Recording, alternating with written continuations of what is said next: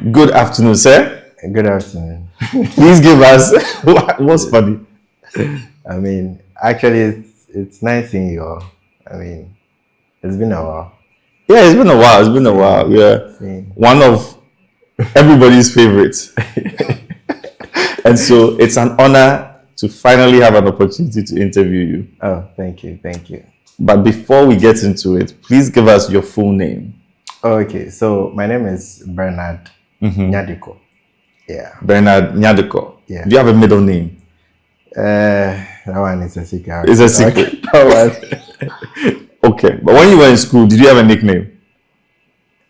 Yeah. They used to call me Pinkwood. Pinkwood? Yeah. Okay, we'll come to that. We'll just keep that now. Now, thank you for agreeing to do this interview. The whole point of the SydeHassle project really comes from personal experiences, mine, yours, many others, where there's a point where we're going through life not knowing what we're going to do next, whether it's unemployment, that's true, being stuck somewhere. So I figured that the best way for others to have hope and keep persevering is to hear the stories of others. Yeah. Right. And so I know for a fact that your story is one that's going to influence a lot of people. And we're going to delve into it. The format is very simple. We'll just talk about your life as you know it. Okay. And figure out all the ingredients that go into making Bernard the wonderful person that we know. So ready? All right, sure. Okay. So Bernard, or Ben, what do you prefer? Oh, so now most people call me Benny. Benny? Yeah. Okay, like Benny Hinn? Yeah. Oh, okay. You are very holy? Oh, yeah. We thank God. We've come a long way. God in hearts. In hearts. So, where were you born? So I was born in Accra, Atusu, cantonment. You were born in Osu cantonment. It's a big difference. So I mean, so let me say cantonment. Yeah, the police hospital. Police hospital. Yeah. Oh, you're a police hospital baby. Yeah. Okay. Well, where did your parents live at that time? Osu. You're in Osu. I never knew you were born in Osu. You grew up in Osu. Yeah. Oh, great. Osu boy. You're an Osu boy. Yeah. Wonderful. You know, we used to live behind the old Papaya. Yeah. The old Papaya. Yeah. That's where we used to live. Wonderful. How did you end up living there? Do you know the story? Honestly, I don't know. Okay. But I know my parents starting they had to hustle. At some point, my dad was a mate. Okay. My mom used to sell gakomi. Yeah. Really, in Osu? Oh. Yeah. Okay. So they had to start from somewhere again. So I don't know how they ended there, but yeah. But so, were you alive when your dad was a mate, or that was before? Oh, I wasn't. Okay. Yeah, but it was things he used to tell me to advise me. Yeah. Okay. So you're born in Osu. Do you have siblings? Yeah, I do. Are they older than you? Or? Yeah, they are older. So you are the last born. How many siblings do you have? I have two. Okay. Two sexy hot sisters. Two sisters. Yeah. So you're born into a house, the last born. Yeah. The boy. Yeah. So obviously I'm assuming you're very close to your mother. Yes, I am. But now I think I'm closer to my dad. Closer to your dad now. Yeah, that happens. But when you were when I was younger, my mom. Yeah. Wonderful. What was it like growing up? What were your earliest memories being out in Osu and having two sisters? So growing up, I was very close to my big sister, the firstborn. Okay, what's her name? Linda. Okay. Yeah, at some point I used to call her mommy because anywhere she goes, she takes me along. Okay, what's the age gap? Like 12. Okay. Yeah. Okay. Like 12. Okay. So Linda used to teach me a lot of things. Yeah. Because my mom also has to go and you know, like I mentioned, they were trying to build a foundation for us. So they were mostly out trying to get things done. So I mostly spent my time with my big sister. Okay. Yeah. Linda, and then your other sister, what's her name? Gertrude. Gertrude. Yeah. Oh, that's my mother's name. So, so Linda Gertrude Bernard. Yeah, Linda Gertrude Bernard. Okay. Gertrude was mostly with my dad. Okay. Because they have that connection. But yeah, at some point, I also used to spend time with Gertrude too. Okay. Yeah. So, do you remember the school that you went to, your first school? Oh yeah, I do. Okay, what's the name of the school? Tiny Flowers. Tiny Flowers. Is that in Osu? Yeah, we used to share the same wall. So we used to live in a barracks. Okay. Yeah, it wasn't the typical barracks, but I mean, it was a barracks. So we used to share the same wall with my school. So when I get out of the gate room, I just enter. Do you remember your first day in school? Honestly, no. Okay, but I do remember one thing. What happened? I got hit. I have this mark. Yeah. This seesaw. I was going, and then I fell, and then I had a cut. Okay. And I'm sure you cried and made noise. That's the only thing you remember from the school. What's the name of the school again? Tiny Flowers. Tiny Flowers. Does it still exist? No. Tiny Flowers is gone. And of course, you don't remember any friends from Tiny Flowers? Not at all. Okay. Not at all. Where did you go after Tiny Flowers? Where did you go after Tiny Flowers? What school? So after Tiny Flowers, we attended Royal International School. Okay. Yeah, that still exists. And is that also in Osu? Yeah. Okay. Yeah. Do you remember the first day as Royal? No. Honestly, it's not easy. The memory is gone. Yeah, but I remember we moved from where we were to a different location. I mean, okay. School. Yeah. The school. Yeah. Did you have any friends in that school? Oh, what I knew was I was the class prefect. You just know you're the class prefect. You don't remember any other student? No. And during those times, Royal was kind of the best school in the area. So, okay. Yeah, that school, even if your handwriting isn't good and you pass the exam, they will repeat. They repeat you. They did same to me. Even though I was the class prefect. So when they repeated you, did you become class prefect of the? No. I was actually angry. So, but what year were you when this happened? That was when I moved to class 1. Moving to class 1. So you remember how angry you were? Oh yeah, I do. Because I told my dad I wouldn't. And my dad was like, I started school early, so it's okay if I need to correct something. But still, I said so.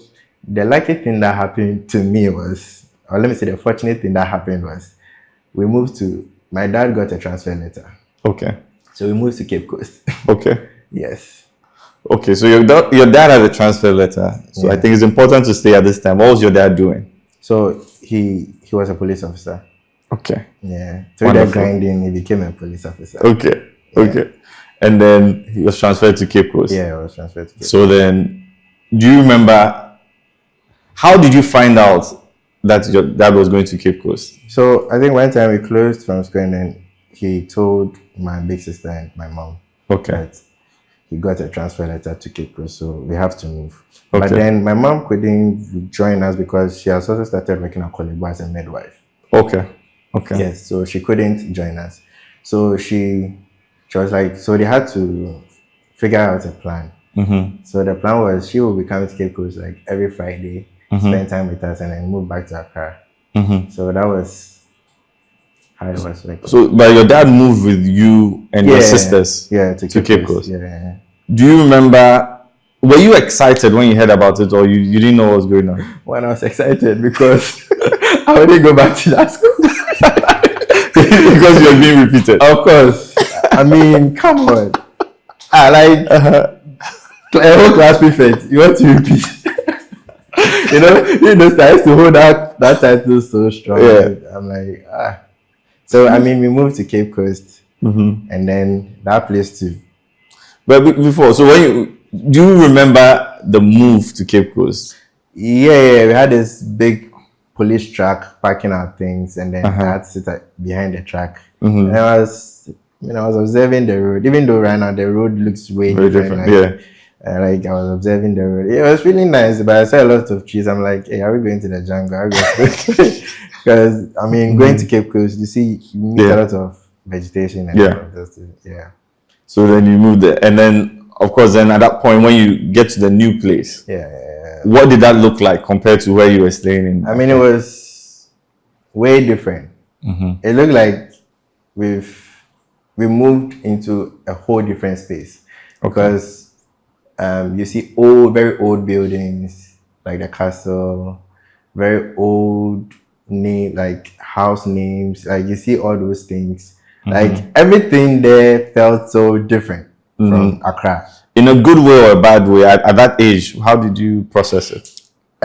Honestly, at that age, moving to such a space was kind of a bit, sad because I'm from Accra and I moved to Cape Coast and things feels a bit old because things that I've seen in Accra isn't there. So I'm like, but then my dad again said we should start over. I should take this as a new leaf, start everything afresh, and then try to get to know people, their culture, their language, and all of those things. Okay, because you keep saying that your dad, what you said so far, it sounds like your dad actually took the time to try to talk to and explain things to you, even at that age. Yeah. So tell us a bit about that and how you think it affected your growth. My dad is someone, he's very patient. I won't lie to you. He's very patient. I think I'm learning to be like him when it comes to his patience. And he always says that always take time to assess things before you take an action or you take a step in life.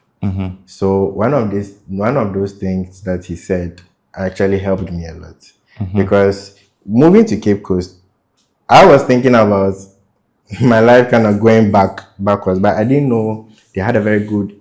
One thing about Cape Coast is they have a very good education system. They are that teaching syllabus, their everything.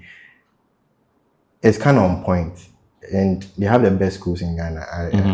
I think some of us can testify to that. They have best teaching syllabus and everything. So, when he told me that, I actually said, okay, fine, then let me just take the opportunity to get to know people, learn from them. And Cape Coast, if it's not English, it's fancy. So that was the thing. And when you're little, learning a language is not difficult. Yeah. So it got to a point I started speaking the fancy. Fancy. And then people were like, this boy just came here recently. Ewe boy, Ghana boy. I was going to say, so I'm sure you had picked up some Ghana before you left. Then the fancy, and of course English. Yeah. And we get that you are artistic. Is either one of your parents artistic or? We'll get there. We'll get there. Yeah. Okay. So I'll tell you how Cape Coast changed my life. Yeah, and that's why I was asking about. You vividly describe how the architecture was different and older. Yeah. For a young child to visualize it, I'm curious. I was curious about how it actually shaped your perspective and your perception of space and shapes. Yeah. So we'll come to that. But then you go to the new school. You said your dad tried to tell you that look at it as a new opportunity. Yeah. And that's what I want to figure out. Has your dad ever beaten you before? No, not at all. Okay. This is a weird question to ask a Ghanaian child because you would assume they've been beaten. But the way you've been explaining how your dad speaks to you, I just thought then he won't have any need to beat you. No. My dad. Has your mother ever beaten you before? Oh, yes. Okay. Okay. Yes. A lot of times. Okay. So, what do you think? Why do you think your father is so patient, actually? I think my dad has a temper.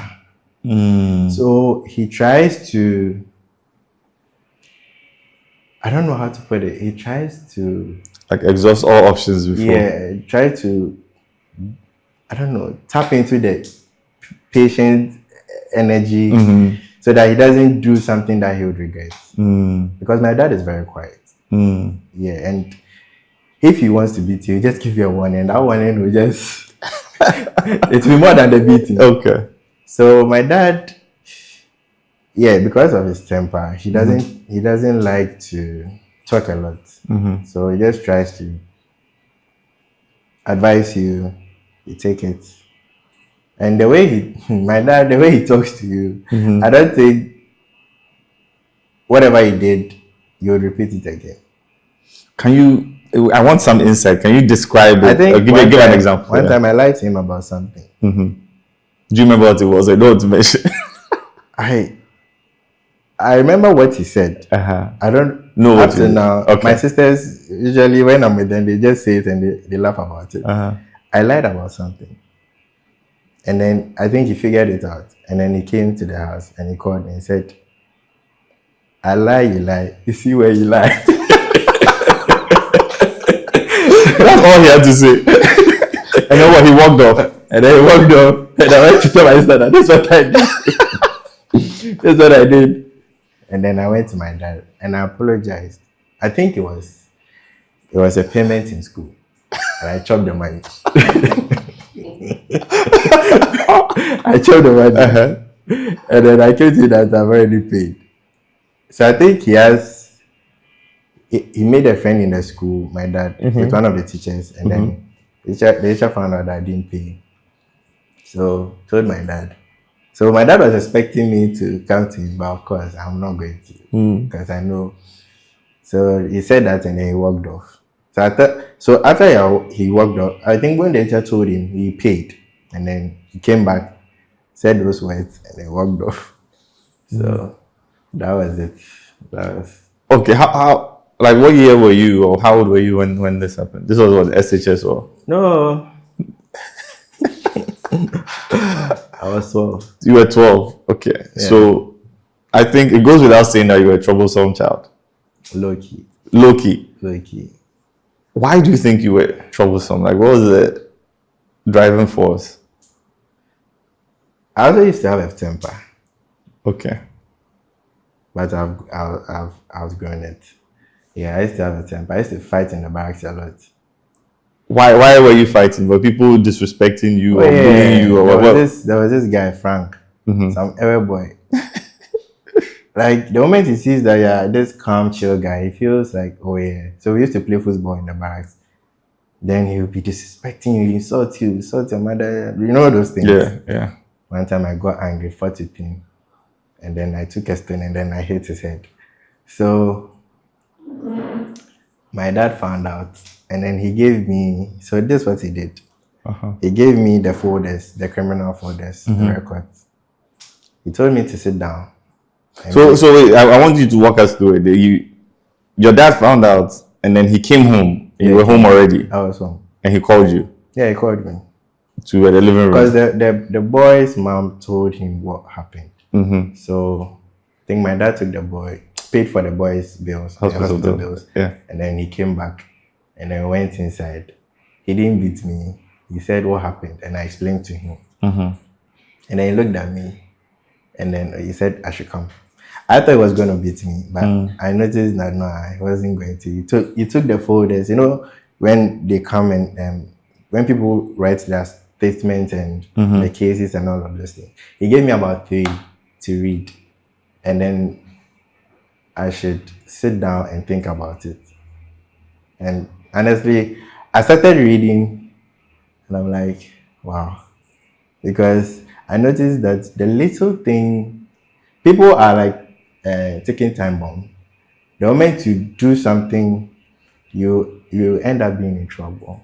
And most people are in the prisons or wherever because of these little things. So I actually sat down and I told him that I am sorry. I apologized to him, and then I asked him about the documents, and he explained to me that sometimes not only stealing, killing, but these little things. Someone just triggers you, and then how you react will be a problem. So I should be very careful, and that was it. So when I'm working, I work like an angel. Even if I know I can beat you, I'll still walk away. You can insult me or whatever, I'll just walk away, and that's how So after that period, when you read the document, you didn't get in a fight again. That was it. It's interesting. I have a similar story. Me, I just slapped somebody one time. I was very quiet, never got in trouble. Just okay. Somebody disrespected me one day. I was in the bad mood, so I slapped them, and then they told me to go and tell my father. I couldn't really tell my father, so I went to sleep and pretend I was still sleeping. When my dad came, I said, "Oh, I've slapped somebody," and they said I should come. My dad didn't say anything. He just asked me a question. He says, "What if you have slapped the person? You don't know the person's condition. Maybe the person has asthma or something. You slap the person has an attack and dies." And it's a very simple question, but that was the moment that made me realize that even if it's a coincidence, I have to carry that on my head. Or even worse, I end up in prison for that. Yeah. And then after that, I've not slapped anybody. But it's interesting because so having a father as a police officer, and then he gave you the documents, and then he made you read it, and then he made you figure out what the lesson is. He didn't tell you what to look out for. No.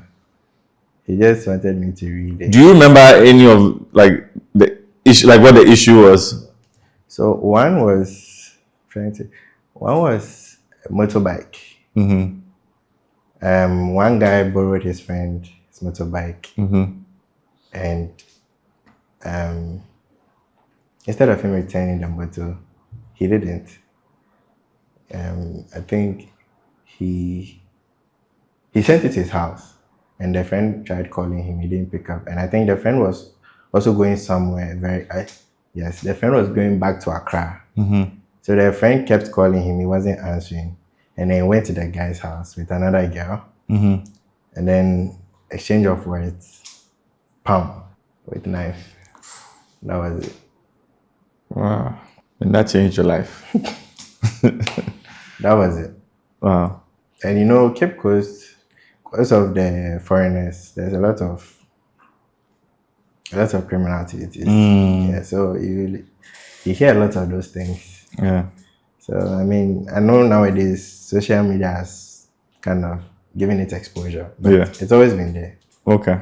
Yeah, it's always been there.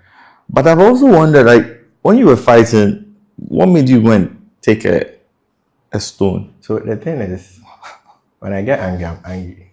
No matter what you say. Even if, I don't know, but I used to have this anger where my ears are shut. Until I get what I want, I'm not going to stop.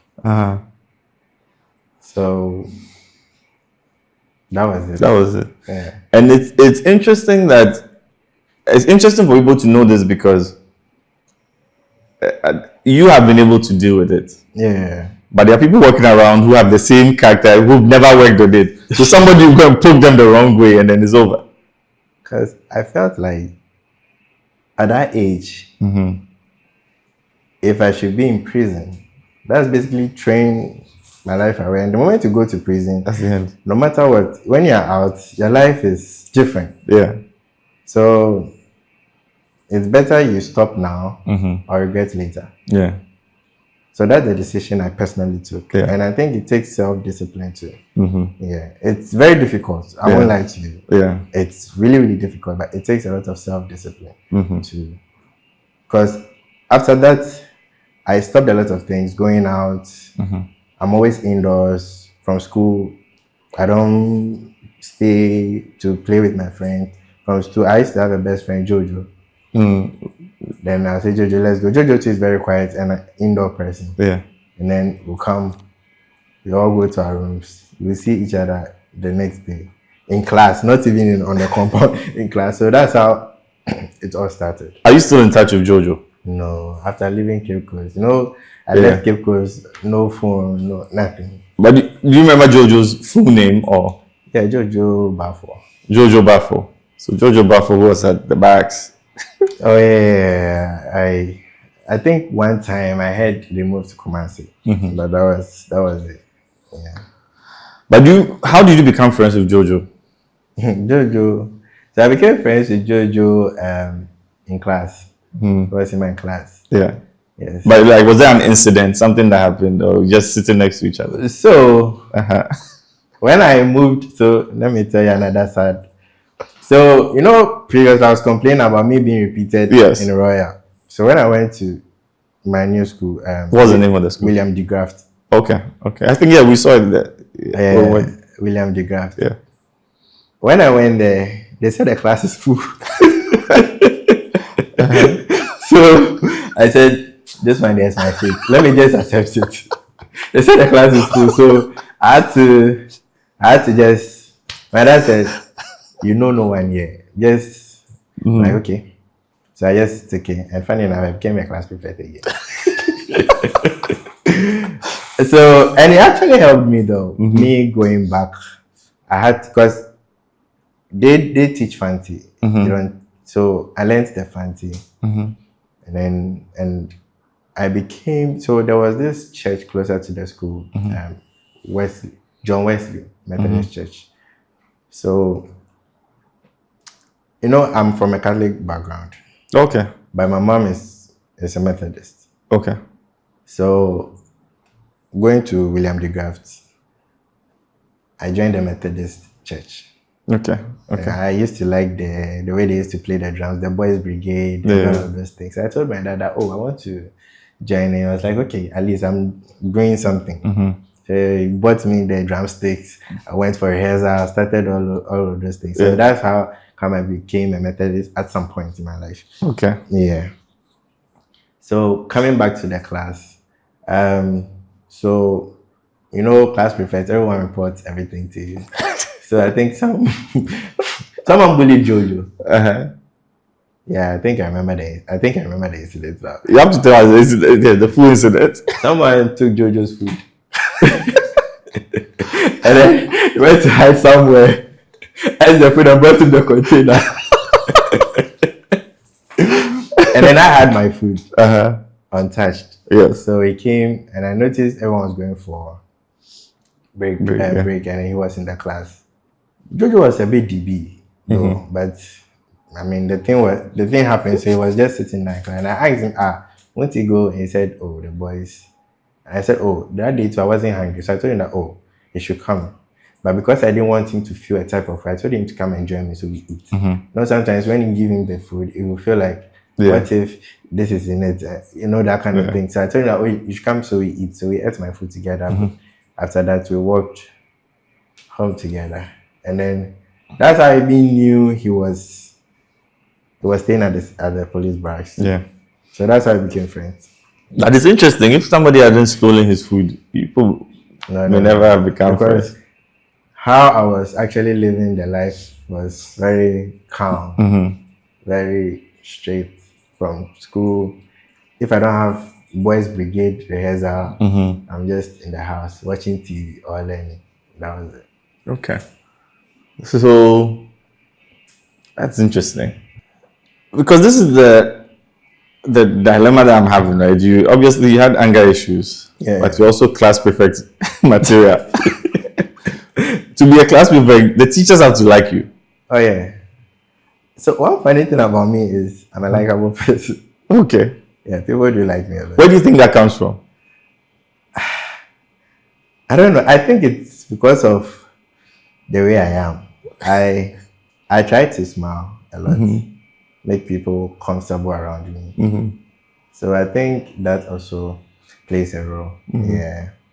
And I was intelligent too. So. What do you mean you were? Have you stopped being intelligent? Oh, I'm still intelligent. Sorry. I'm still. So you had intelligence and then likable. Yeah. Were you quiet in school? Yeah, I was very quiet. But you only fighting, or you only got angry when? Yeah. So at a young age, you recognized the situations that brought out the anger in you, and you tried to limit them. Yes. That's why you limited the interaction with people. Yeah, and then my dad also helped me. So yeah. He played a mother role at Cape Coast. So, okay. Oh, so he had to be taken care of. Yeah. You and play that role. Sisters. My Gertrude was sent to the boarding school. Linda was already kind of old, so she was kind of working. So it was just you and your dad for a bit of that time. And then Linda. Yeah.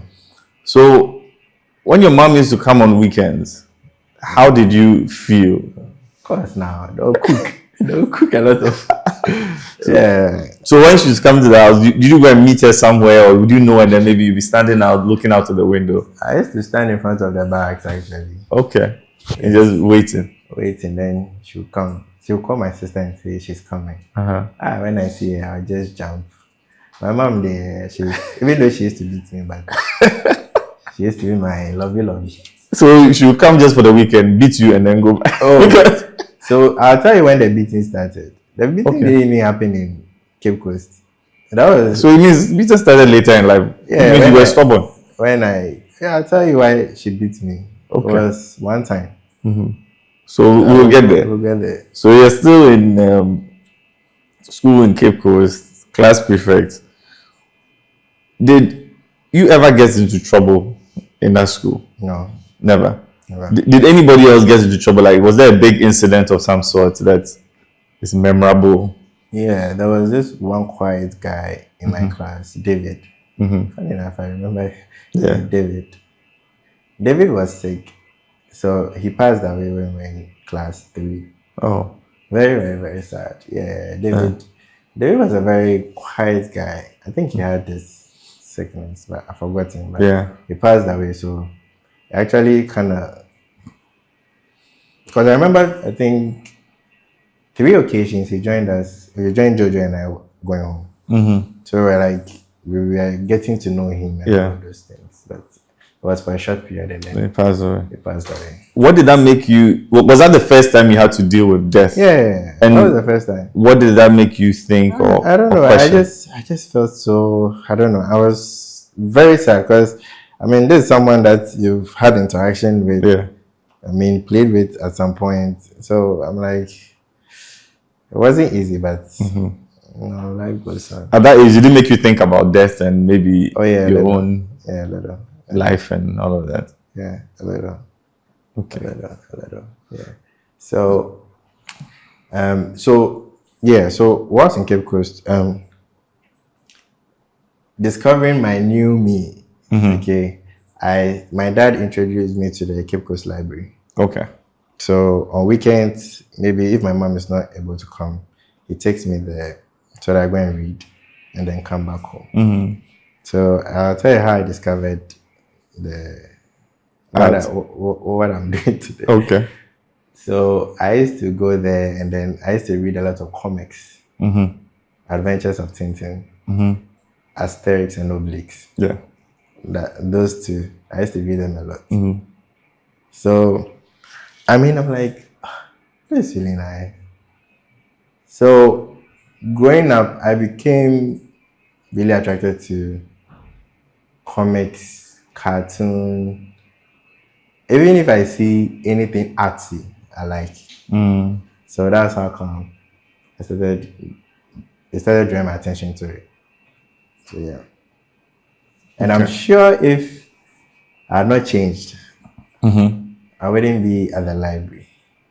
And I'm sure if I had not moved from Accra to Cape Coast, I wouldn't have been at the library.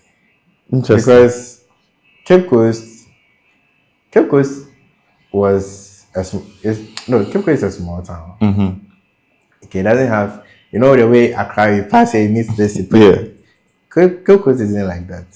So you are kind of able to walk freely, move around, meet just few people, maybe foreigners or something. Yeah. So I was able to see new places without even my dad. Even though in Accra it would have been dangerous. Yes, in Cape Coast. Yeah, it's like a town, just trying to move around. Yeah. So, like I said, my dad told me to be patient. So I think being patient, I ended up loving Cape Coast. Yeah, and I would imagine the pace in Cape Coast also allows you to relax, as opposed to being in Osu. There's activity all the time, and I will lie to you. ADHD, yeah. So at some point, so should I go to my school? Back to my school? Let's go back to the school. So going to class 5, we did a speech and prize giving day. And I was told to invite my parents. So I told my mom, my dad, and my sisters. No, Gertrude couldn't come because she was in boarding school. So my sisters came. Let me give you a shock of. So they were mentioning best English student. I'll go. And you know, me myself, I was even surprised. I won the best fantasy student. I was surprised though. Wow. I was surprised. So my sister was telling me that I think last year she was telling me that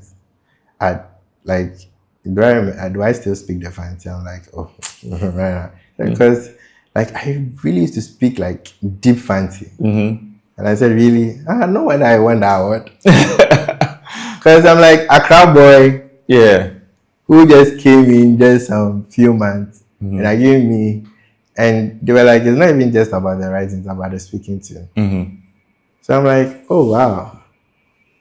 So about how many prizes did you get? Like, so yeah, So coming to that, I won the most disciplined student. Okay. Funny enough. Okay. See the change boy. So English, fancy, discipline. Yeah, that's about it. And did your father have a conversation with you after that, or is just normal? My dad, yeah, if he sees that you won an award or you're doing something good, he's happy. He would just say, oh, keep on doing this thing. Yeah, that's my dad. Yeah. Wonderful. Interesting. So then, that was like what, class 5? Oh. Yeah, class 5. And you went that school till, did you do JHS there? No, class 5. Okay. So what happened after that? Class 5, another transfer. So transfer to where? In Sao.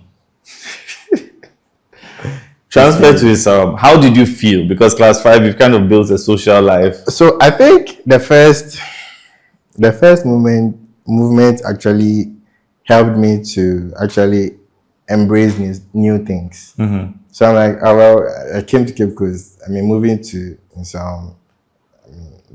We had family also there. So I mean, it's also a way for my mom to join back. So. Okay, so your mom never moved to Cape Coast with you? No, she was just there. Going back. Yeah, going back and forth.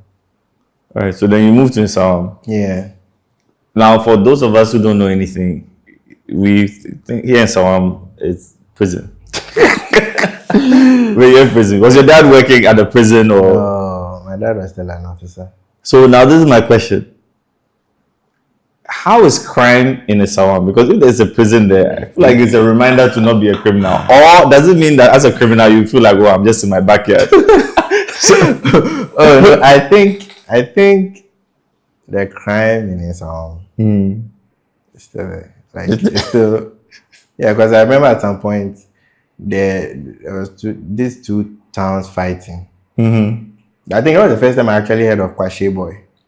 Okay, so tell me, how did you hear about this one? Was it on the radio or no? It was a school. But let me tell you about my school. Okay. Me and school. So you got your prize and you moved to Nsawam. What school did you go to? Father Wiggers. Father Wiggers? Yeah, Father Wiggers is a Catholic school. Okay. Father Wiggers, RC. What was your first day at the school like? This is the question I was asked. I was waiting for you to ask me. My first day, JoJo's incident happened to me. My food, though. My food. What happened? Even before the food, I was moving to my class 5 class. They said the class is full. I won't lie. They said that class is full. I told my dad that no, this one I'm not going to accept it. Like I really cried. My dad said it's nothing. You just.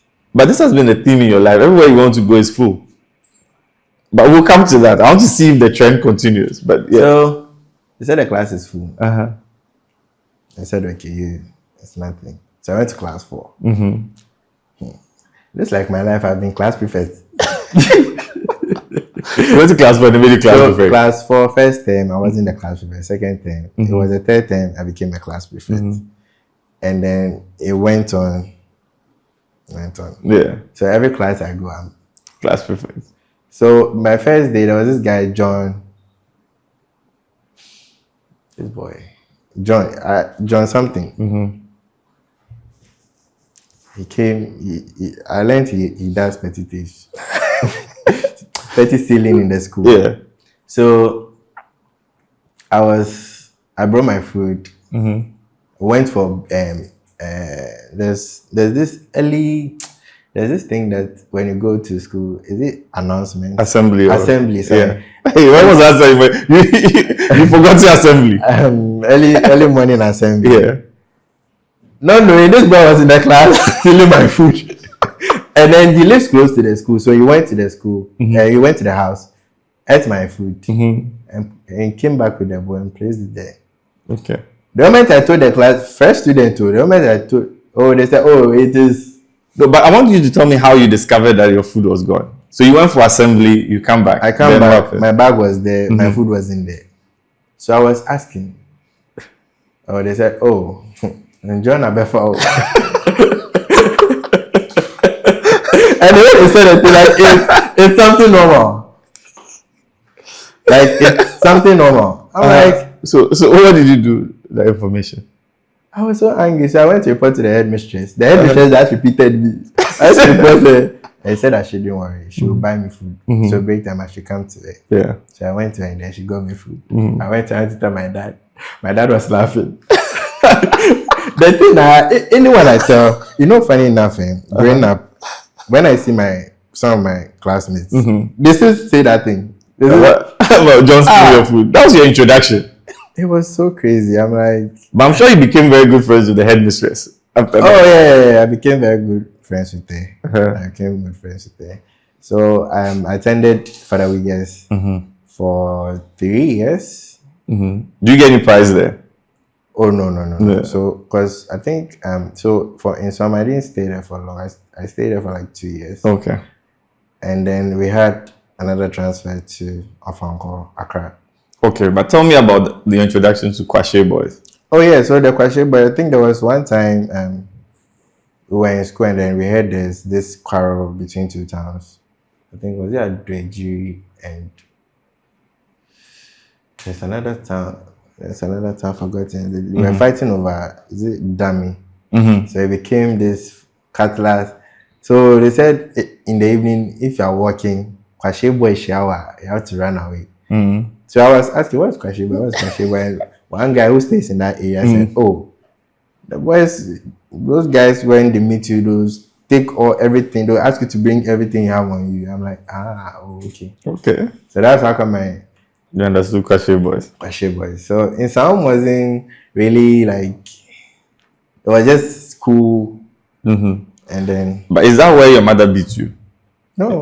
So still at this point, no. Your mother had.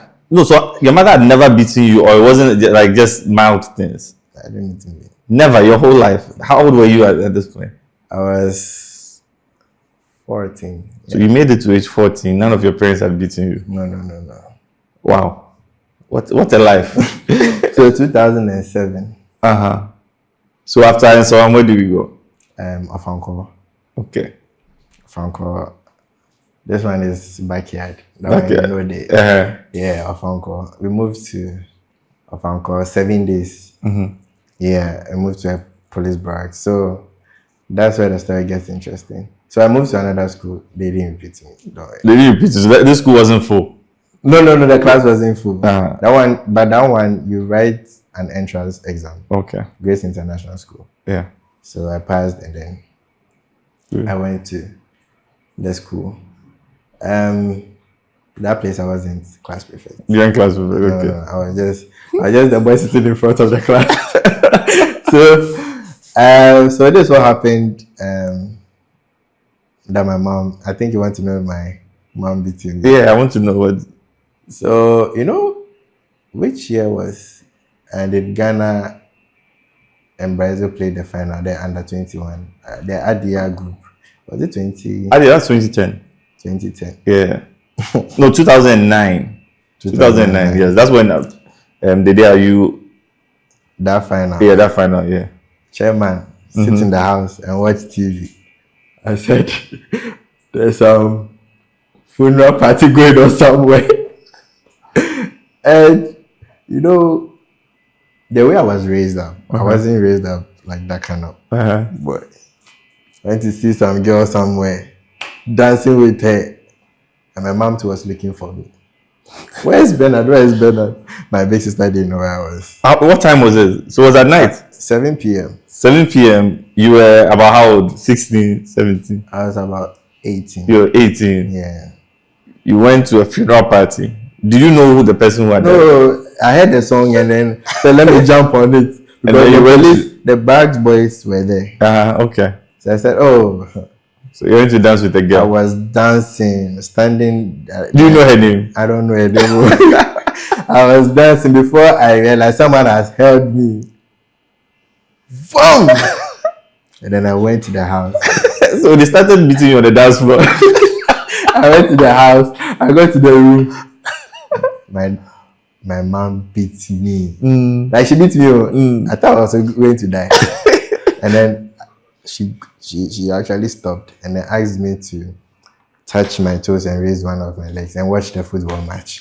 So you watched that match? The whole match. But that match, there was extra time. So I'm sure you wanted it to end after 90 minutes. That's why I was able to remember that. Because I actually did that the whole match. No, but that one, I remember it was penalties. Yeah. Oh, but did your mother know that we'll go to penalties? She didn't know. She's just watching the football and then I was crying. I was shaking. My big sister was begging for me. That's with Linda. My mom was no.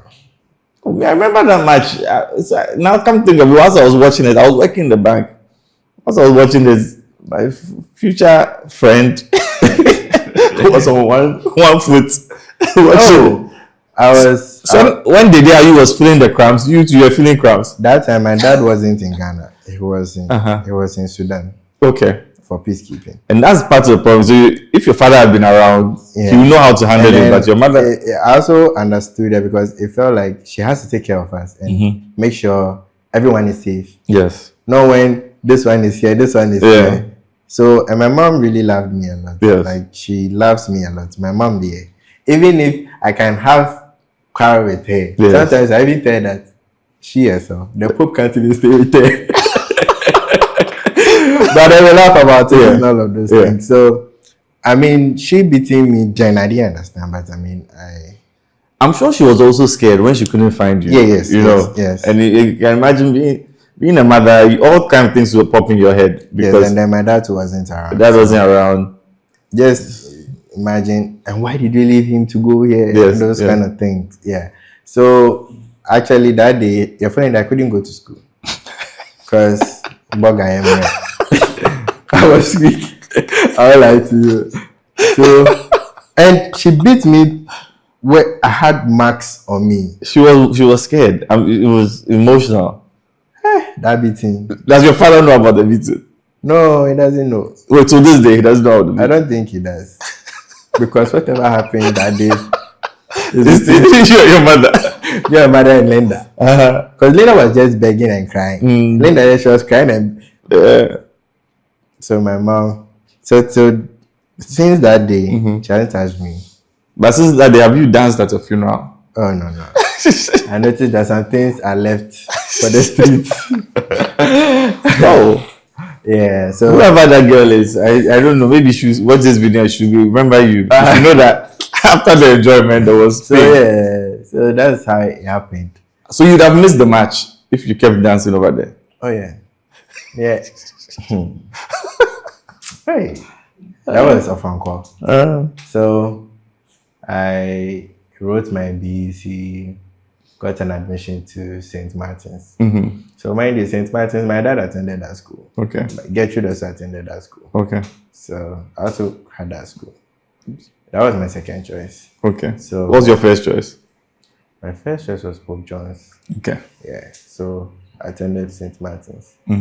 And then I met some of the teachers who were in class with my dad. Okay. Back then. So, and then I met a teacher. I met a teacher too who knew my sister, Gertrude. Yeah. Because they were saying. Do you remember the names of these teachers? Like the teacher who knew Gertrude? Mr. Brampa. Mr. Enchi. Yes. So let me tell you my life in St. Martin's. Okay. I was very quiet. I won't lie to you. I was very quiet, very, very, very quiet. No trouble. Form 1, Form 2, Form 3, I went to gamble. My final year, I went to gamble. So the class prefect in my... Before we get there, Form 1, Form 2, Form 3. Let's say Form 3 for Form 3. You got there. Who were your friends in Form 1? So my friends were my friends back in the house. I attend church with them. So funny enough, they were also in my school. What are their names? Let's give them a shout out at this point. We have Gabriel. Gabriel what? Gabriel Gojo. Okay. There's Emmanuel Kumi. Okay. There's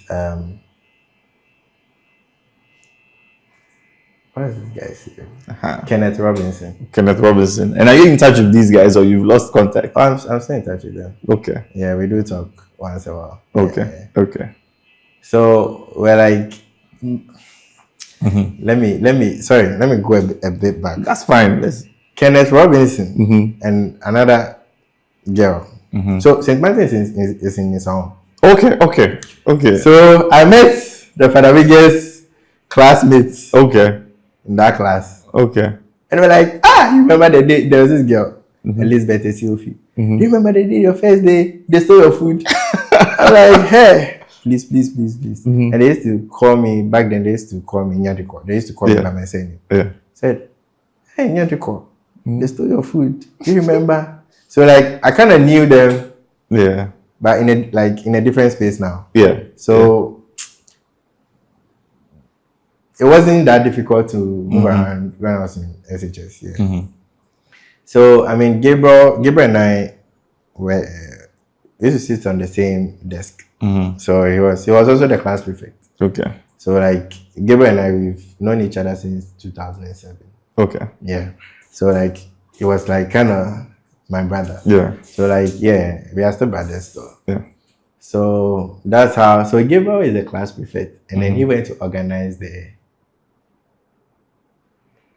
football match, the gambling, the football. So it was a football match. Yeah. Were you playing in the football match? Yeah. So. And you also gambled. Yes.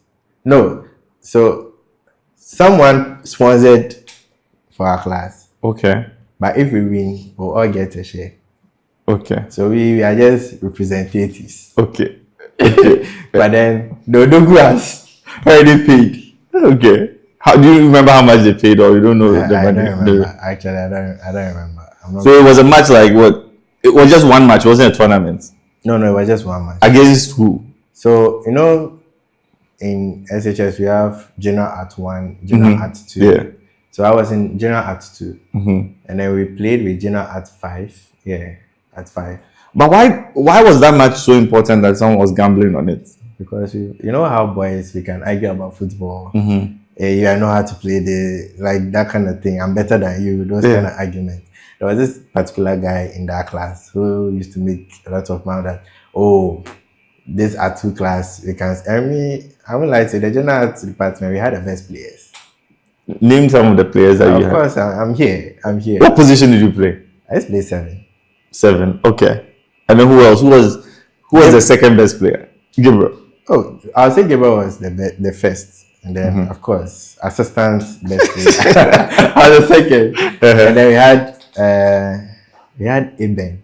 Eben is a police officer now. Okay. And then we have Kachek.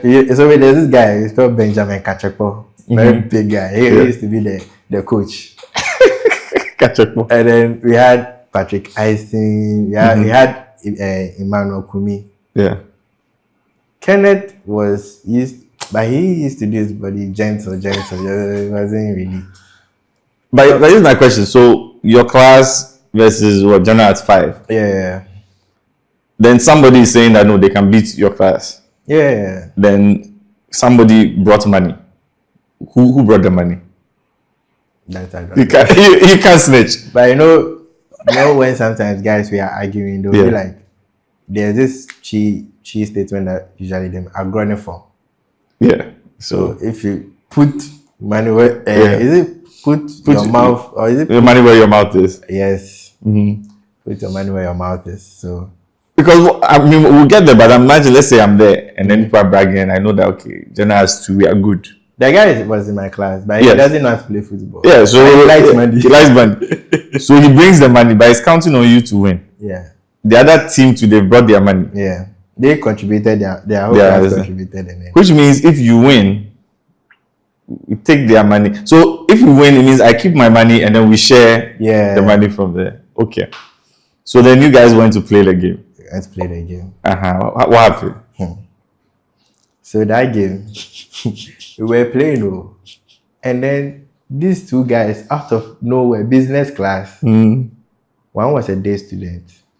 They were no, they've also gambled behind us. We didn't even know. We didn't ask them. And then something happened, and then it became a back and forth issue, and they started fighting. I don't know. Had the game ended or the game was still going? The game was still going on. And I think there was this penalty that the referee did. It became a fight. I don't know whether the other guy was using what's the name? Charm or he started punching the guy. Oh. His face, punching him. After 2 or let's say after 5 punches, the guy's face had swollen as if bees had. And they were like, "Hey!" Not knowing, they said the guy, his dad is a police officer. The one who was punched? Yes. But you don't remember his name? You know that guy, we used to call him Oboylalu. Oboylalu. After prep, we will go and buy some fried rice and sneak into the school and sell it to the boys. So we call it Oboylalu. So it happened, and it was a Saturday, and the guy went to call his dad on a Saturday. The dad came to the school with policemen. Hey, come and see me. I don't know anything though. I had to be in the dormitory. We were all hiding, so they were looking for that particular guy he fought with. Yeah, they didn't find him because that boy was very stubborn. Monday, the dad came to the school with police officers. They went to see the headmaster, and they called us. I had my hair grown, like most of us, from the final year. And then they called us. They made us lie on the floor. Started using scissors. Gotcha. And you know, the funny thing was, we all decided to use one lie. One lie. So that no one says something different. What was the lie? We were not gambling. We were just playing normal football. And they were gambling. So, Mr. Enchi saw me like, "You're this boy. Your sister was in this school. Never close this." I'm like, "Oh." They said we should go and bring our parents. They'll suspend us. They said, "We're not gambling. We're just playing normal football." No, but I don't understand. This was Oboylalu, right? Yeah. His father was a police officer. Yeah. If my son is gambling and my son gets beaten, why would I be upset at other people for gambling? Or he came to snitch on he told us that we to the match we were playing, we were gambling. So that was, you know, the lucky thing was we had a new headmaster. So let's say, when the thing happened, after writing our statements, we went back to them. Who made you write statements? Oh yeah. Well, is it are there lots of police officers children in that school? So it was a disciplinary committee. It was that serious? Yeah, in the school. So they let us write our statement and they placed it there. And everybody still used the same story. Nobody deviated. Different English. Different English, but the same. It all ended that we were no gambling. So we went. Who organized that? Who put all of you together and said, let's use the same story? I know, boys, sometimes when these things happen, we gather and then we try to find solutions. I want to know, were you the one who gathered the boys? Oh, class prefect? Was it you or no, I wasn't the class prefect. It was Gabriel. So Gabriel gathered the people? Yeah. So and you were there second in command? I'll be assistant to the class prefect. So me, I was, hey, it's good. So you wrote your statement? I wrote my statement. So we went. They were not calling us again. We didn't understand. week 1, week 2, week 3, week 4. No. So the case died though. That we are even forgotten about the lie we actually wrote on the paper. We were there one time, and then the senior house master came. He came and then we watched Bernard Nyadikor. I stood up, called another guy to come. That was Patrick Allison. Yeah. We all went to the headmaster's office. And then we saw Oboiladu again with the dad. I'm like, eh. So I started tapping Patrick. Do you remember the line? Because I think after seeing them, I just remembered everything. So I wanted to make sure that Patrick remembers the line. Yeah. So the headmaster asked us to explain what happened. So you spoke? I spoke. Because you don't want him to twist the story. Yeah. After speaking, I knew the headmaster. The headmaster knew I was lying. But he's fresh in the school. The headmaster was fresh. So what's his name? Oh, you don't remember? Yeah. Yeah. So after explaining, the boy was saying, they are lying. They were gambling too. And I'm like, can I ask Patrick? Patrick said, no, we're not gambling. No, we're not gambling. So the headmaster looked at me and he said, okay, fine. You guys should go. But don't let it happen again. Patrick was about to respond and hit him. Do you get it? Yeah. Because if he said, we won't let it happen again, it means that it happened. Then they'll bring us back. So I just hit him on the foot. Keep quiet. He went. He said, hey, this is what he said in Chi. Hey, why Jimmy? I've saved him. I'm like, hey, Charlie. I mean, I thought the case had, not knowing they were still on it. But by that time, Oboilalu's face had gone back to normal. Oh yeah, back to normal. Factory settings. He even stopped selling the fried rice. Oh yeah. Because now the dad was very strict on him. So it came to our Wasi. That's where everything changed. So our Wasi, all my life, never felt sick. Like never felt. If I'm sick, it's just the normal. But I was really, really sick. Like very, very sick. After my first paper, second, third, the rest, I didn't write it again because I was so sick that my dad had to come and pick me from the school to the house. I'm sure it's the girl you were dancing with at the funeral. So while I was in the house, I'm like, is this it for my life? Like, what am I doing next? Yeah. So I was very sad because automatically I failed. And either I have to go back to SHS or just write NOVDEC. Yeah. And me too, I told myself I'm not writing NOVDEC. Yes, I told myself I'm not writing NOVDEC. Even though my dad was angry. That was when my dad, I mean, right now I'm old, so he was a bit disappointed. I think I can't remember my age. So he was a bit disappointed. Now I was in the house 2015, 2016, 2017. And then one time I was just scrolling through social media and then I found my hobby again, the art things. I saw flyers and all of those things. And I was kind of reading about it on Facebook. So I did the research and then I saw IPMC. And then I told my dad I wanted to go to IPMC.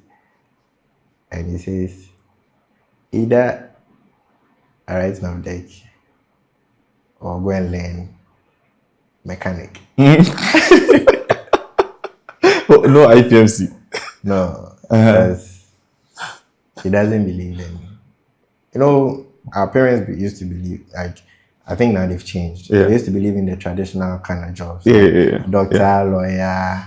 IPMC, you wanted to do what? Was it design or So IPMC, I wanted to do graphic design and then web design. Web design, okay. Yeah. So there's this guy, Kweku. I'm sure you met Kweku. I don't know if I remember. Kweku, Aloysius. Where was he? So Kweku used to be like a mentor in my church. He used to be my Sunday school teacher.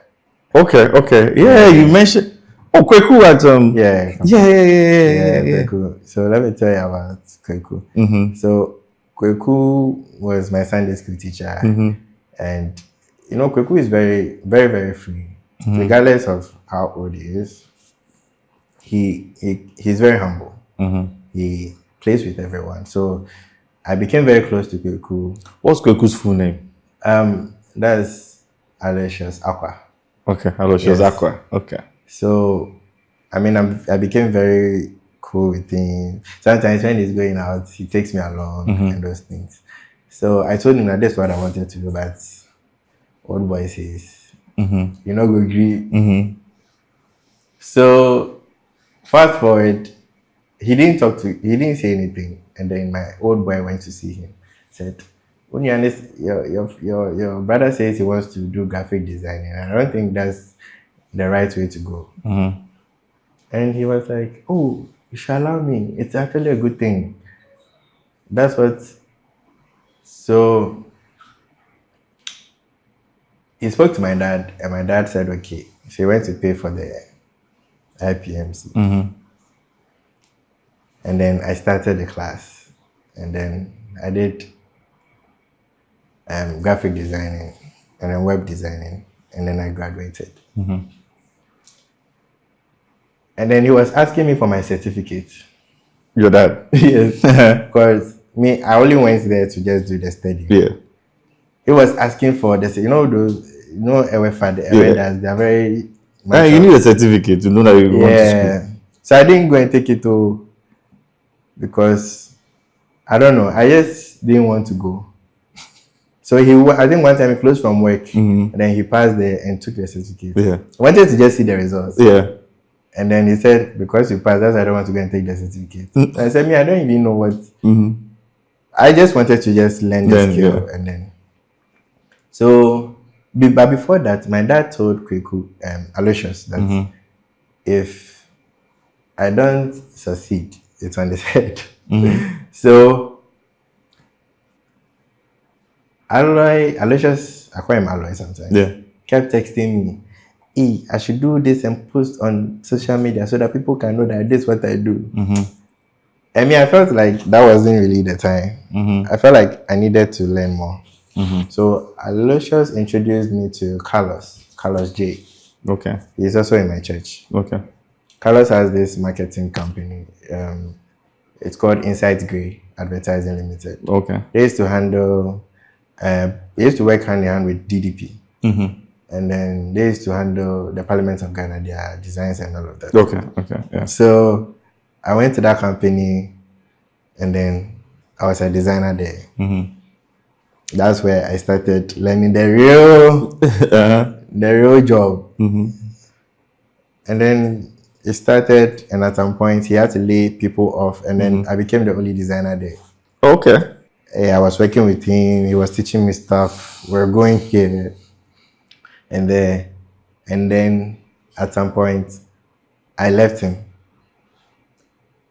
and then I applied for a job outside Ghana, a company, Examonai. Okay. Yeah, I had a job remotely. Remotely, yeah, during the COVID season. So they were paying me $500. Wait, was that before or after Zion Felix? Before. Okay. Before. So Examonai, but one thing about Examonai was I was working every day. So I wasn't getting time for myself, even for church. And my dad and my mom are very religious. So I wasn't getting time to do all those things. Every day, so 7 days a week? Yeah. What kind of wickedness is that? He's paying me $500. At least he give you Sundays off or something. Nigerian man. It was a Nigerian company? Yeah. Okay. But it was based in the US, Texas. Okay. So I had to quit. So after quitting, was it easy quitting? Like, because you are dropping money? Oh yeah, it wasn't easy, but That's good. My dad was saying I should because he doesn't know I'm not able to do other things. Yeah. So I just sit in front of the computer 24/7, and he didn't like that whole idea. Yeah. So yeah, that's how it happened. So I had to quit, and then I was in the house, and then I saw Zan Felix posting on Instagram that he was starting his new studio. So I mean, I did some stuff for him, and then I sent it to him. I didn't think he was gonna see it, and then he saw it, and he asked me to do something, and then I did it, and he said I should come, and then I started working for him.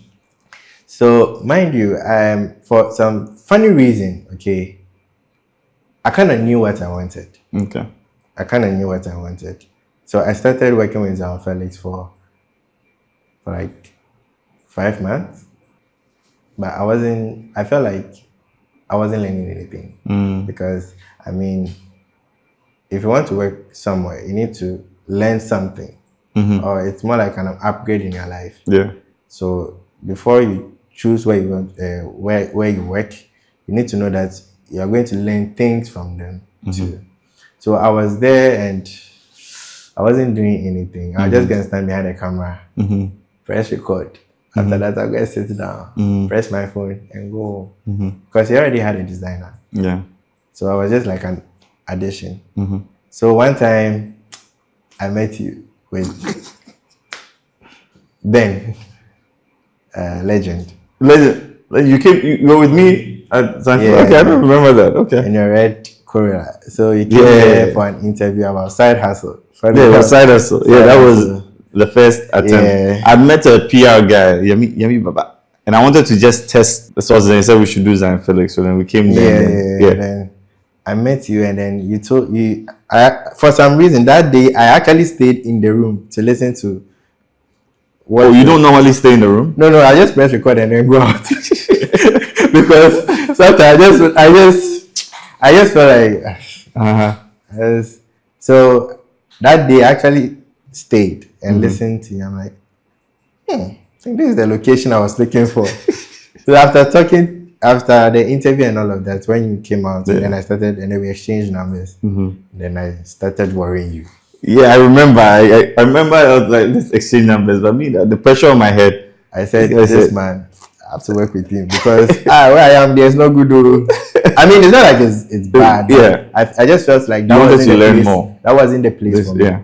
Like, even though I wanted a job, but that wasn't the place for me. Yeah. And I feel if you want to work somewhere you are comfortable with, somewhere you feel like you can learn things, somewhere you feel you can discover new things. So where did that come from? Because I know we kind of brushed over it, and we probably need to have a different interview where we delve deep into it, because I think writing your WASI, falling sick, and wondering what the rest of your life will look like, it must have been scary to some extent. I'm not going to lie to you, because I'm the only guy. My parents are not going to give my sisters pressure, because they're going to get married and leave. So I'm basically like the firstborn. Yeah. Yeah, the one that the whole family is relying on to make sure we are all good. Exactly. So I was trying to figure out a lot of things. So in that time, were you praying a lot? Were you listening to motivational stuff? How did you get yourself from the mindset of, oh, maybe my life is over? I think God actually played a bigger role. I won't go on like, because during those times I was very, very, very, very, very, very, very, very active in church. Okay. Like the little things I was doing, I was a man server. I was almost at church every day. Okay. And I feel like sometimes, we might not pray to God that this is what we want, but God actually knows what we have within. And in doing so, the little things that we do for the church, it's actually a blessing. Good. So the question I was going to ask is, when you were worrying me, sending messages. Oh yeah. Were you not worried that maybe I worried this guy too much, and then you honestly, I knew I was worrying you, but it has to be done. I knew I was worrying you, but I mean, I like to learn new things. Yeah. I like to learn new things. And if I want to learn something, I'll go. If I'm supposed to push you somewhere, I'll do that. That's why I knew I was following you. I was expecting a rude answer from you because I was following I didn't give you a rude answer. No, not at all. The all I remember is that somebody was like, no, this guy really wants to work here. But I wasn't even ready to take you in. And we're working with Mega. Yeah. So I said, okay, we are taking you on. I think for 1 month you were. Yeah, I was at Mega I. So you didn't even come to the office. I just said, go and work here. Yeah. And that was actually a test period. Yeah. To see if you could withstand that. Yeah. So I went there. I'm like, this mommy, I said I want to work. It brought me to printing place. So, I mean, I forgot the man's name. I know Tony was the owner, but the guy you were working with. Yeah, he was teaching me the basic thing, how to use the printer, how to print for people, and all of those. I'm trying to see if I can remember flyers and all of those things. So I mean, the first day I went out, I didn't have fun. Was it Daniel? No, it wasn't. I don't know. I think he's left the guy nickname. Yeah. So first day I didn't enjoy it. Second day I didn't enjoy it. Third day, the other days I started enjoying it. Mm-hmm. I learned a little design and printing. So after the 1 month, after the 1 month, I texted them like, boss, I'm done. I'd forgotten that you were there. I told him that I'm done. This man still wanted me to stay for another month. I said, child. No. So finally, he gave up. He was like, okay, come. So I came and then I met Joshua and Eric. What was your impression the first time walking into that adjoining at the office? I won't lie to you, Joshua was really annoying me. what happened?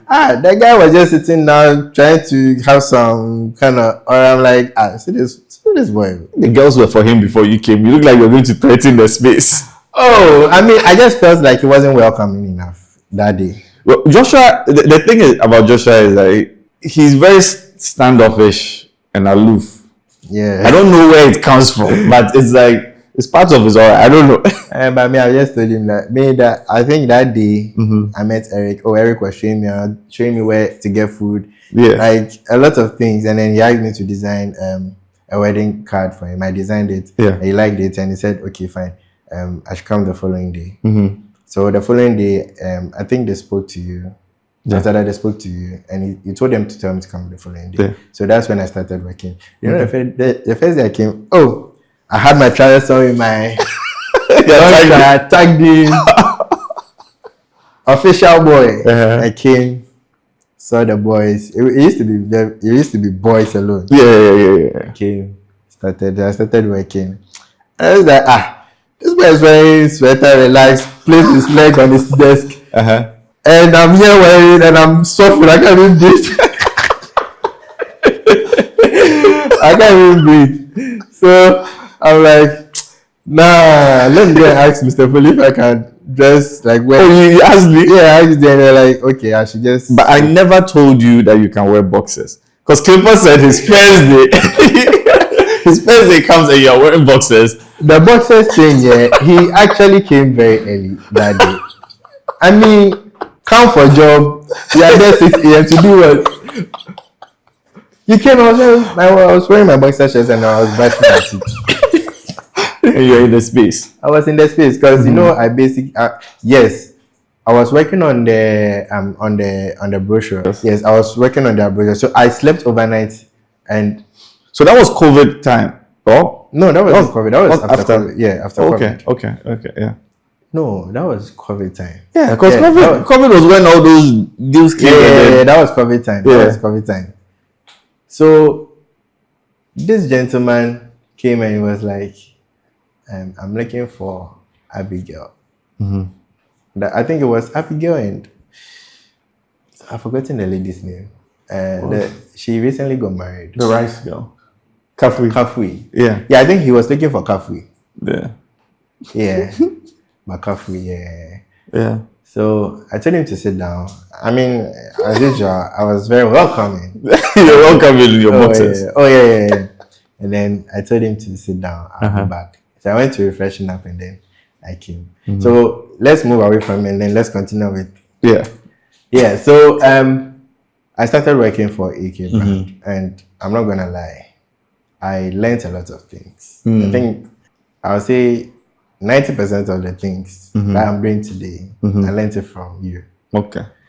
I might not come to you and be like, Mr. Foley, how do you do this? The only time I came to you to ask one question. I don't know if you still remember. I came to ask you, how are you able to deal with working with your, like you being free with your workers and playing around, and but then you, at the end of the day, you get us to do what we need to do. What was my answer? So your answer was, if they work, they work. I like this, man. And that was actually that was what was actually happening, because we can play. Sometimes I know you call agents to come and play a video game with you. Yeah, absolutely. And then as for you ask them, have you done your work? I'm like, let me just call this guy. So, but he has work to do. She has just said, boss, I have work to do. Yeah, so I felt like, oh, so okay. Even though he's very cool, he tries to make us comfortable. We as matured young people also know that, like, we also need to know that we have to do what needs to be done. Yeah. Then we need to move to, if we need to go and chill, and that's what's gonna make the company move forward. Yeah. So my philosophy really is like, first of all, whatever you are doing, better have fun doing it, because that's what you'll be doing. Yeah. If you are spending 8 hours working, 10 hours, 15 hours, find your joy in that. Yeah. So I like working with people I like. Oh yeah. If I don't like you, I don't believe there's any amount of money. Well, maybe some $1 million. No, but why would you work with somebody you don't enjoy hanging around with? Then the other thing is self-discipline. Yeah. So I was once an employee, and I know the kind of environment I wish I worked in. I don't want to be afraid of my boss. I want to be able to talk to my boss about everything. If I'm not well and I can't come for 3 days, I want to be able to tell my boss that I want to go and rest my brain. Yeah. But the only way my boss will accept that is if he knows that when I'm there, I'm doing everything I need to do. So it's not like I'm trying to be lazy. So you were very interesting. I have to say, initially, and I've hired quite a few people like this. In fact, I didn't hire them; they hired themselves. You are one of the people that hired yourself. Yeah. I just went for an interview. You refused to go. I gave you every excuse to not come on board, and you chose that you wanted to come. So after that, what it tells me is that this is a special person. Yeah. The next thing I have to do is look at that person and say, okay, what can I unlock in this person for them to go on and do whatever they need to do? Yeah, that's true. You always had this level of excellence, and I think I even told the other people, I must have told you as well, that you were one of the only people who I could see doing what I did because of how you interacted with clients. Yeah. Right? Yeah. There is that aspect, because you have some designers that just want to be quiet designing, and that's why we are employed, so that we deal with the client. But you're one of those people, and I think it was when we were working on, remember there was this client that we had in New Jersey or something. Yeah. And then I was like, it's almost time for Bernard to fly away because Bernard had done a lot, and I think when we moved to Adabaka, and around that time, you know, the way the business is, there are the good times and there's the time where we have to figure things out. So when Eric said he was leaving, I knew it was time. When you said you were leaving too, I mean, it wasn't easy, but I can't deny that it was the right time. And like I tell everybody, wherever you go, make sure that we're able to work together. But I think, you know, so let me take you back. Okay. There was one time we were trying to get clients, and then you sent me to ANC. I went to oh my goodness, I've forgotten that. Yeah. They sell this Naya. Yes. I went there, and then they sent me to the owner's house. Yeah. I had interactions with them about what we do, and they said they'll get back to me. And that day I had to walk from American House to the office. So I think that's where you noticed I can actually talk to clients. So it all started from there. So that, like I said, I learned a lot of things from you.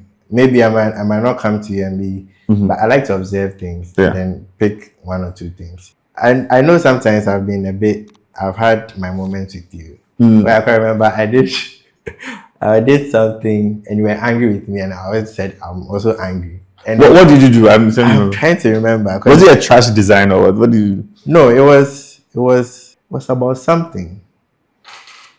That was about, yes. I think we employed Puma Fresh. And then it felt like she was in charge of everything, and me, I didn't like that. You used to come that if I do something like a design and you don't like it, you used to come directly. Now Puma was telling her, you know how that girl can talk. Very, very annoying. Puma is going to watch this. Of course, you should watch it. At least we'll let her come and do her interview. And you know, funny enough, I was very close to Puma because we used to, and it became very annoying. So maybe if I see you, I'm angry. So I think one time, my birthday, we trashed the beef and it took the whole office to Port Belly. You were the first that made us have that. Yeah, and then you took, and I was like, this man, he actually really likes me. I'm just stubborn, that's all. So, and it's funny you say that because I realize there are quite a few people who, when they're working with me, the personal interaction with me and the personal relationship with me is what they value the most. Yeah. When it gets to a point where like we have to go to the next level, and then I hire someone who's like kind of in between watching the work, people don't like it. Yeah. So, and I've noticed it still happens. Like now we have Leslie, who's kind of the assistant. We have Sylvia. So when it happens like that, I tell the designers and whoever that okay, now in order for my sanity, I can't be talking to everyone, so everything passes to Sylvia. Or I watch, and there are some people that are upset because the interaction with me is what they. I feel like a father, where it's like I found a stepmother for them, and my children are upset with me. Yeah, I think when it happens, it also, like I said, I like to observe things. I also found a way to talk to people. How you interact with people is very, very important. Even if the person, you want to say it in a rude way, there is a right way you can say it, where no one would get angry. So even though I said Puma, I also learned something from her because of the way she used to talk to the guys or sometimes me. And it's really helped me a lot. I'm not gonna lie. Yeah, and the truth is, we are all on this growth journey, right? And you have to have those. Do you remember when Poma came? Do you remember her? Oh yeah, I mean, I was one of the guys who voted for her to come. I mean, we're all boys, so I mean, if you have one girl, there's nothing wrong with it. Meanwhile, she was the one who was tormenting me. But and then she's also matured a lot because she left. I remember once we went to Kumasi. I went to Kumasi for something. I decided to call her father and go to her house. It was some corner in Kumasi. And then I met her father. Her father is a wonderful person. And her father was telling me I should find work for her.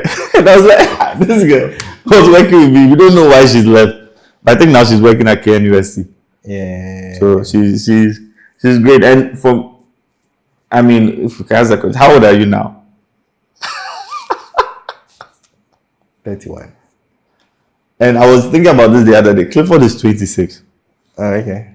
I have actually seen so many of you grow up. When you were in your 20s thinking you'll be young forever. Now you're in 30s, you're still young. But 10 years, you're 40. It's over. But I am glad I played a small role, at least in your journey. And without, we have to cut this short, but without going into too much detail, obviously you spent some time at EK, you left, and you have flourished, and now you're earning like $10,000 a month. So girls who are paying attention. Amen. But you've done great, and you know we've worked together even after you've left. Yeah. And I'm very proud of what you've done so far. But I know you're going to do. And I'm not going to lie to you. When I was leaving, I was so scared. I'm not going to lie. When I was for leaving, I was so scared. I'm like, what if I fail? If you fail, you come back. What? How did I come back? I get this. I'm like, oh, no, it's a safety I'm net. like, what if I fail? Nah, I can't fail. Yeah. So I started DMing people on Instagram. Oh, we do this, we do that. Yeah. I had friends who take photography, videography. They do all those things. So when I get a gig, I just bring them on board. Exactly. And then brand it as a whole company. Yeah. I cash out and then boom, we go. At some point, one guy messed up, so I had to cancel everything and work solo. Yeah, that's what happens. And then cut some things. So then you minimize it to what you knew you could deliver, so you don't rely on too many people. So if they need someone, I just tell this person that, hey, there's this gig. So I'm going to do the talking, just do the job. Yeah. I just cool. For you, we have to have a part 2 because we need to discuss life after UK. Oh, no problem. And what you did. I didn't even know about your Wasi story. Oh yeah, I've never told anyone. But it becomes even more relevant because with the SydeHassle project, I know right now, I tell people all of this, right now, there's somebody going through whatever you were going through just after Wasi, where you felt, am I a failure? What's next? Yeah. And the most important thing is for them to first have self-belief. Yeah. And how many years ago was that? There's so much life after that moment. Yeah. And I'm glad that you are kind of a living testimony that with determination and opportunities and the right mindset, you can kind of create the future that you want. It might be easier or harder now with AI. Who knows? We'll conquer AI. I mean, if there's AI, you still need someone who has a creative mind too. Yeah, but it's going to be. I think the stakes are higher now. Now the people who work hardest, fastest, will make the money. If you slack a little bit, back in the day, you can be slow with the design and figure things out. But now you have to move fast. If there's anybody right now who is, maybe they're at a point in their life, maybe they just finished Wasi, they have to do deck, or they don't know what's going on in their life, or maybe they've made it to university, but they don't have enough money to pay, and they are scared, they think their life is over. What advice do you have for them? I feel like there's more to life than Wasi. Okay. Someone might pass their Wasi, and at the end of the day, things don't go well. Mm-hmm. It's about what you want to do for yourself. Mm-hmm. What you want to do. And if I say what you want to do, you need to learn. You need to, if you have to go and see this person to learn from this person, you need to go to that person. Mm-hmm. If you need to go and get this to learn from it, you need to do that. And that's what I did. I knew my dad was not going to allow me, so I had to talk to Kweku. Mm-hmm. My dad, and Kweku is someone who believes in me. Mm-hmm. And Kweku is someone, even the little things, he believes in the little things. Like, if you're supposed to do, even draw L to go and make money, you might be like, why should I go and do this? He believes in the little things. And I feel like Kweku has also helped me a lot. With, up to now, he does help me. Sometimes I can argue with him over things, but I'm still listening to him. Yeah. So I feel like, even if, I mean, the beginning might be rough, might be a bit hectic. You might not see another EK brand coming to Zan Felix studio to do an interview, but it doesn't mean you should give up. Yeah. You don't know where you find yourself. So the little things, and I feel like whatever you learn in school, I'm not saying put that aside, but still learn it, but try to learn a new skill. I went to learn graphic designing and web design. I didn't learn how to talk to clients. I didn't learn how to do marketing. Mine was to just go and design. I didn't learn how to do photo manipulation. I didn't learn how. Now I'm able to. Oh, I forgot. You know, at some point I started editing videos, and Sammy can testify. I used to text him. How do we do this? How do we? I like to learn a lot. Yeah. You might see me to be some lazy ass guy, but I like. No, you never been lazy. I remember you were the person I gave the task of doing I think it was the mobile UI for SydeHassle. Yes. And I said nobody but Bernard. I said this for Bernard. Yes. Because that was you had the eye for, I'll say the eye for the future. Yeah. Because the other guys, and I can say it's now because they're all gone. It's just Joshua here. They were designing in a very old-fashioned way. Like they were following, and I could see where design was going, and they were giving me IPMC design. I mean, so that was the thing I noticed about you, that you were going into the future, and then they were kind of stuck. But obviously, it's something that they learn. It's about the rate. So you had not really been polluted yet by what was in the market. But I feel like if you're a creative person, you need to tap into every aspect of it. Every photography, videography, UI, every you need to tap in, so that when, let's say, when you meet a client, at least you have an idea of what a person wants. Oh, I know a photographer. He still just does photography. He hasn't even tried to edit a video. He's legend. So, just so you know, I played 10 games with somebody. I don't want to mention any. The person used Real Madrid. He won 4. I won 6. Guess what team I used? Manchester United. No, the team that beat Manchester United recently. What was the name? Grimsby. Yeah. But I used Grimsby Town, and I beat him consistently. Right now, when I use Grimsby Town, the record is. But you know, Mr. Foley. Yeah. You are very intelligent, and I feel like because you are very intelligent, sometimes you don't need 100% to make it work. That's how you employed me. You don't need me to. You don't need a person to be 100%. No, because the reality is, one, I mean, I was also trying to build a company. I don't have a lot of money. I can't ask you to have 100%. But also, I think now that I'm like really conscious of what I'm doing, I think I have a little bit of a skill identifying special people. Yes. And then I also know that, okay, there's a lot of reward in being part of a special story. Yeah. So other people look at business like they're supposed to hire somebody and you're supposed to work for them. No, for me, this is just a journey. I tell Clifford and the rest all the time that if I can get all of you to have $1 million in your bank account, I know I'll never go hungry. Because if I don't have money, I just say, when I want to come to your house and eat, you say, come and eat. So what we need in life, for me, I don't need the security of money. I need the security of people that I've put in position to make sure that I never starve. And I think I learned that when I was about to leave. Daniel. Yeah. You sent me his CV that I should interview him with Joshua. You remember Daniel? Yes. Yes. And then we made him do a design, which was very trash. Yeah, it was trash. But then I told him that he should learn more. I mean, on a normal, like, EK wouldn't. But I told him that, I told Joshua that, you will learn. Yeah. He will learn. Yeah. I mean, it's a job. I came here, I was also bad. Yeah. So he will learn. And I think right now he's...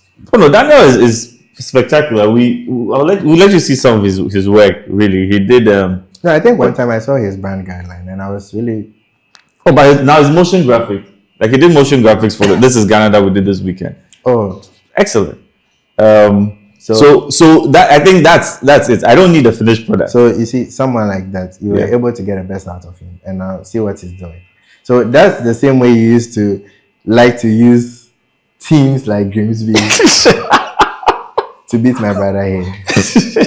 Do you get? I guess that's maybe you might not have noticed it, but you like to use try to tap into the little things. So I mean, you are actually right. So what I do is that I think I am able to see what the best qualities are of anything. Yeah. I can see the diamond in the rough. Yeah. Some people can have Mbappe and all of that and still lose to us. You know? That's how come in reality. Yeah. Grimsby Town beats Manchester United. Of course. Because it's not about 100%. If it was about 100%, I think Neymar, Mbappe, when they were Messi, when they were PSG, they would have won everything. It's true. But Legend was their coach.